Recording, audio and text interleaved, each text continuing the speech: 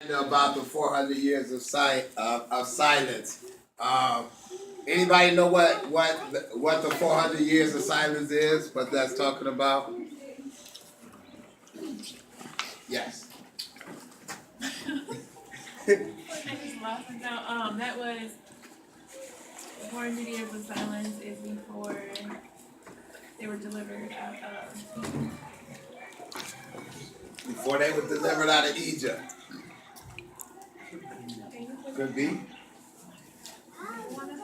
Before Jesus was born. Before Jesus was born. That's true too. I mentioned that y'all didn't even listen to my message. Wasn't here Sunday. I was Before late. Jesus was born. Huh? Oh, y'all went all that. So the 400 years of silence, what people call the 400 years of silence, is between the end of Malachi, the Old Testament, and the beginning of the New Testament. There's no scriptures in between Malachi and the New Testament. It drops off from the end of Malachi in the Old Testament, and then it begins at the beginning of the New Testament. Okay? So between Malachi and Matthew, there's 400 years where there's no written and inspired scripture by God. Okay, there's no text after Matthew, after Malachi, that's leading up to Matthew. So that's the 400 years of silence between the prophecy of Isaiah, where he says, unto us a child should be born, unto us a son should be born. That's 700 years. But what happened in between that prophecy and Jesus born, there was still things going on. So I thought we kind of talk a little bit about that. Okay, so when the scripture says in Galatians 4:4, when the time had fully come, God sent forth His Son, born of a woman, born under the law. So the birth was for an appointed time, and to better understand the New Testament and how they got to the New Testament, sometimes it's good to learn history. Some people don't understand the Bible is actually things that happen in history. And if you know a little bit about history, sometimes the Bible will make a little more sense to it. Okay? So we talked about the 400 years of silence. That's between Malachi and Matthew.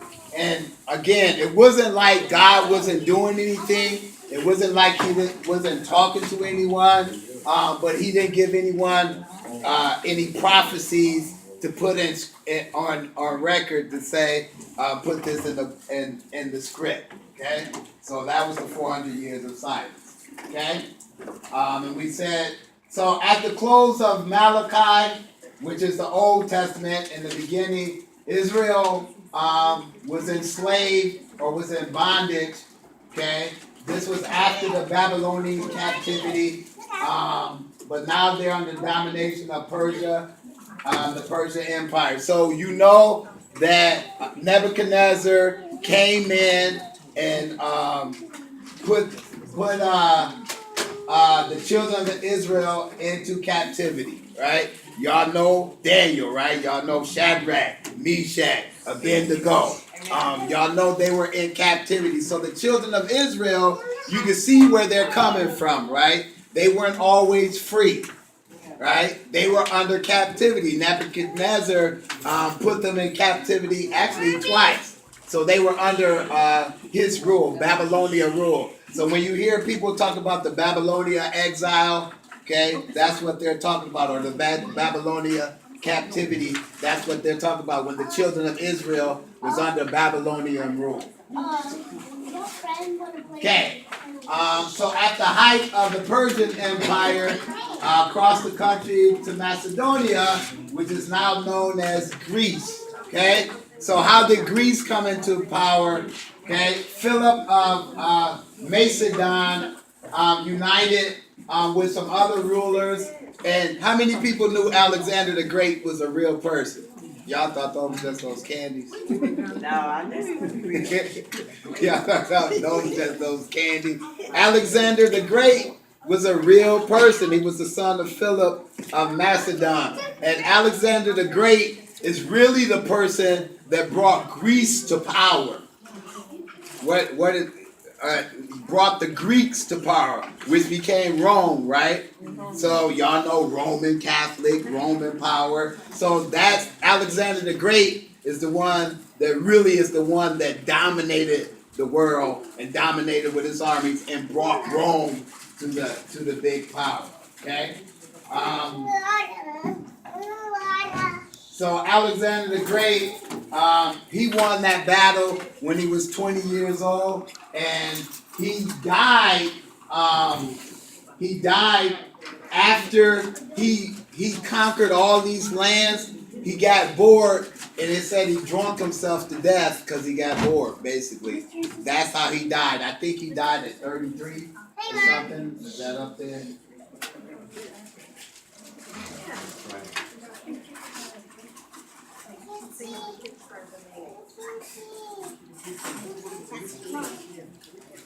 Oh, it don't say.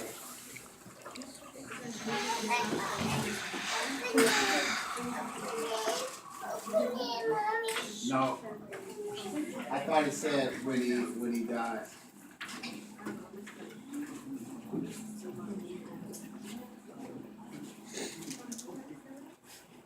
We don't have to read that one too late. Yeah, Alexander died when he was only about 33 years old. He drunk himself to death in the prime of his life, greed, because there was no more worlds to conquer. And so he didn't have any, his children got killed in battle, so there was not a successor after Alexander the Great. Okay, so what happened after Alexander the Great, he had these 4 generals. There were 2 main generals that gave the children of Israel problems. So the Greeks were in charge now, and they were ruling the children of Israel or Palestine. And so Alexander the Great, after he conquered the world, he died. His sons then take his throne because they got killed in war. But there was 4 generals. 2 of the generals, Ptolemy and Seleucus, were the ones who really gave Israel problems, because one was on the one side in Egypt and one was on the other side in Syria. So it was the Syrians and Ptolemy's guys that really gave them a power. So they were right in the middle. So they were battling each other. And because of these 2 men, anybody ever heard of Hellenism?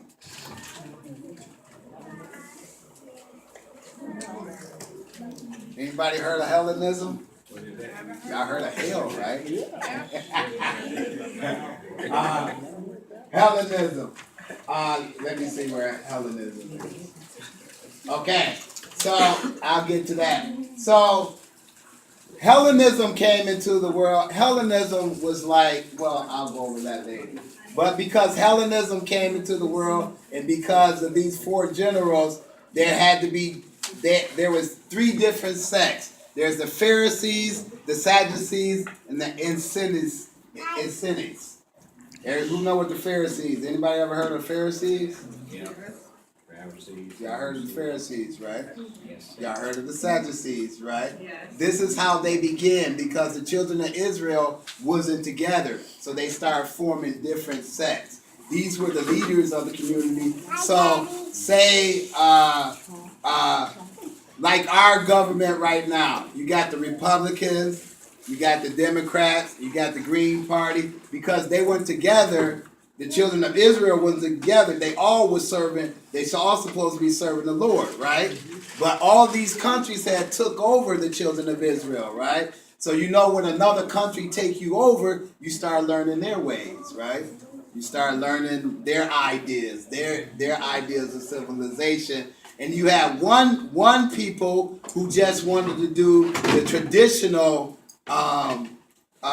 Jewish ways and the Jewish laws, which was the Pharisees. You had another group who wanted to be more liberal. Those were the Sadducees. Okay? So when you read in the Bible about the Pharisees and the Sadducees, those were different groups of children of Israel. They were different sects of people. So we have that in the world today, right? You got the Republicans, you got the Democrats, and you got the Green Party. You got different people who have different views, but these were all within the children of Israel, all within their party. Okay? So let's talk more about the Pharisees. The Pharisees, again, was like the nationalists. They wanted to preserve the Mosaic order. But what the Pharisees did, because they were traditionalists, their law, their way of living was so rigid and so strict. Okay? So we have that, and we can get like that as Christians in our sect, right? We think we're better than everyone else, and we think that our way, and the law says this, and this is the only way that the law works. They got more strict and more rigid and more strong. Who did the Pharisees accept Jesus? Huh? The Pharisees didn't accept Jesus, right? So we can see that we can get so much rigid into the law of Christianity that we fail to see who Jesus really is. And that's what the Pharisees did. They wanted to abide by every strict rule of the law. So that's what they were. And it says at the end, they became religious hypocrites because they were keeping the outward appearance of the law. Okay? So they were doing the fasting, they were doing the reading, they were doing the temple things, but they didn't have it in their what? Heart. They didn't have it in their heart. They wanted you to follow the rituals of the law, but they didn't have it in their heart. So don't become a Pharisee. So that's how the Pharisees were made. Okay? The Sadducees. Okay. During this time, when Alexander the Great had taken over and the Grecian influence had started, the Greeks had started. The Greeks were, what do you think about when you think about Greece? Or Rome? Anyone? Gods and emperors and Empire. Gods, emperors. One big armies. There's one big thing that they do in Greek in Rome. Huh? They have the big Olympic. That's kind of where the Olympics started.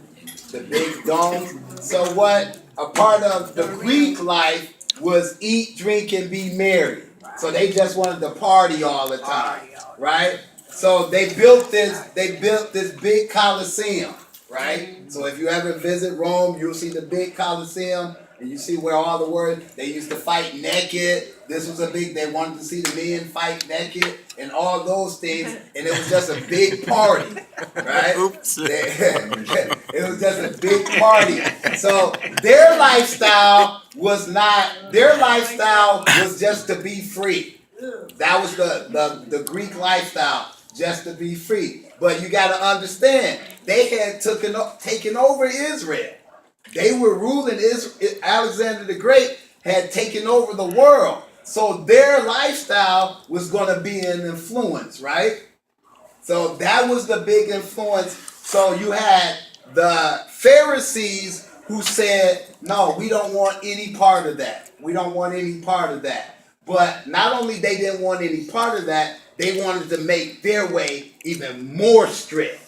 Okay, they wanted to make their way so far against that it was just strict that no one could really live up to what the Pharisees were doing. Okay, and then you had the Greek influence, right? So that's where all the prosperity and the arts and the theater and the literature, philosophy, all those things kind of evolved out of the Greek life. Okay, in history.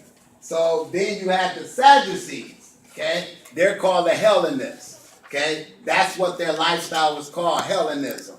So eat, drink, be merry, do anything that you want to, party till you drop. That's what they were called. So the Sadducees didn't want to be like the Pharisees, right? They wanted to be more liberal. We got some Sadducees today, right? Right. So the Sadducees were saying the Pharisees are too strict, and they wanted a part of the lifestyle that the Greeks were doing, right? So they start what? They start entering to the stadium and trying to get involved with they eat, drink, and marry, but still trying to be the children of Israel. Okay, so they sided they were in the middle, right? They were in the middle of keeping the law, and their interpretation of the law was like really liberal. Okay, and they didn't believe anything in the supernatural. Okay, they didn't believe in that. They just wanted to kind of say that they're the children of Israel, but wanted to have the lifestyle of the Greeks. Right? So how can we that be reflected in our world today? Or is that reflected in our world today? No? That's not reflected in our world today? What's your question? How is the Sadducee lifestyle reflected in our world today? Today. Right. Huh? How?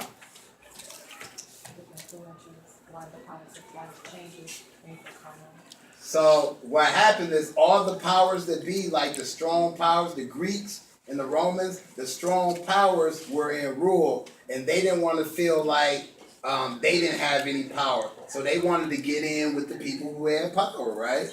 They wanted to enjoy the lifestyle. They're seeing everybody eat, drinking, and being merry and having all this fun, so-called fun. So they wanted to integrate, the children of Israel want to integrate Judaism with Hellenism. So that's kind of how they start adopting some of their laws and perverting some of their customs into law. Okay, so that's when you're reading the Bible, you'll see the Sadducees and the Pharisees, and you'll see the Pharisees and the Sadducees always trying to catch Jesus in something, because they know the law, but they always trying to catch Jesus in something because they don't really want to follow the right way. They want to be more liberal, so they were always trying to catch Jesus in something. Okay, so we see in the New Testament that they came again and again to the Lord with questions about the supernatural. What would happen to a woman who has been married to 7 different men in the resurrection? Whose wife will she be? Trying to catch them in stupid, dumb questions like that. So those were the Sadducees, right? Because they didn't believe in the resurrection, right? But they still wanted to be called Christians. Okay. The Septuagint, okay? This is a group, so sometimes you hear about Josephus. Josephus is a man, he was a historian. So when you're looking up stuff in the Bible, you'll hear preachers talk about Josephus all the time. Or you'll hear people talk about I can't really say it. Sep means 70, Septuagint. So these were 70 scholars, that's what Septuagint means, who took the scrolls and translated the Hebrew Bible to what it means. That's why today you have the Hebrew and the Greek translations. This is where it started from. They translated it, right? We have our translation, but if you look up in the Old Testament, you have the Hebrew and the Greek translations. So Josephus was a guy that kept history. So when we look at the Bible and you hear a lot of things, people don't realize that a lot of things all things in the Bible are actual history. That's actual history. It's not just the spiritual, he just came down. No, Moses actually was there. Jesus was actually there. Daniel was actually there. So people look at history books, and Josephus was one of the main historians that people look at when they're trying to interpret whether the Bible was real or not. So he basically was a historian. He wasn't a prophet. He wasn't someone that God inspired to write the Bible. He was just around during that time and said, this is what happened. So like my dad was around and my mother was around doing some days like that we went around. My dad tell me about a story where my mom went to a place where it said colored only or something like that. He said, right? No color allowed. No colors allowed, right? So people don't understand this about the Bible. If you could believe that my dad told me that happened in history, okay, you could believe what Josephus said about history. Right? Some people don't think that these things actually happen in the Bible, but they are written in history books to happen in the Bible. So you could so then you have the people on the spiritual side who don't want to look at what Josephus said because his is just a history book. But he was actually living in that time, in the period, so he just kind of wrote what was happening. He didn't know that someone was going to read this down the line and interpret it whether it's Bible or not. He was just writing what was going on in that day. And what scholars did is said, hey, in this history book, this guy said this is what's happening in that time. So that's how we kind of interpret the Bible now. Okay, they interpreted from Hebrew to Greek. They was talking Hebrew, but once the Greeks came along, Alexander the Great came along and took over Israel, it became the Greek dialect, right? So it's like this. So when America went into Japan, right, and ruled Japan, right, now all of them learn English. Right? So that's kind of what happened to the children of Israel. They were speaking Hebrew, but when another country came in and dominated them, then they changed they started learning Greek, and everybody had to speak in that language. So that's why the Bible, when they give interpretation, they say this is the Greek interpretation or this is the Hebrew interpretation because it had to be interpreted. Like my wife, she's Japanese, right? When she read the Bible, she used her English Bible, but when she really want to get the real understanding of it, she used her Japanese Bible because it's a better understanding to her.